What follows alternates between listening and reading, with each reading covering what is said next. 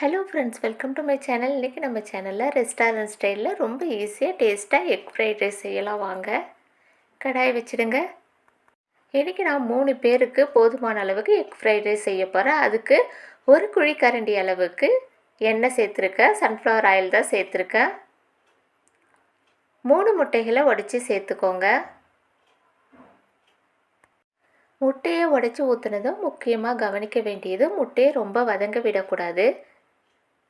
60லேருந்து 65% வதங்க விட்டால் போதும். பாருங்கள், இந்த அளவுக்கு வதங்க விடுங்க.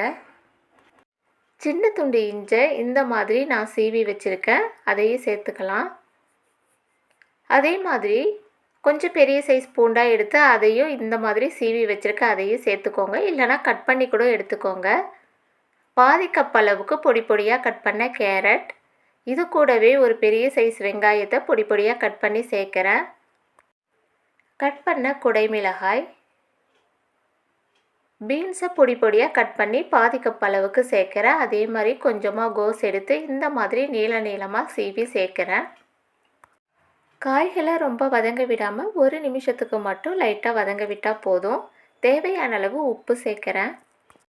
1 ஸ்பூன் அளவுக்கு குழம்பு மிளகாய் பொடி சேர்க்குறேன். 1/2 டீஸ்பூன் அளவுக்கு மிளகு பொடி சேர்த்துக்கோங்க.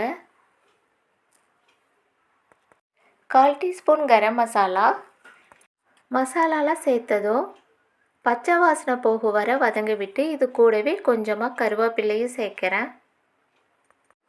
இந்த ஸ்டேஜில் உதிரியாக வடித்து வச்ச பாஸ்மதி ரைஸை சேர்க்குறேன். ரைஸ் உடையாமல் மெதுவாக கலந்து விடலாம். 3 ஸ்பூன் அளவுக்கு சோயா சாஸ் சேர்க்குறேன்.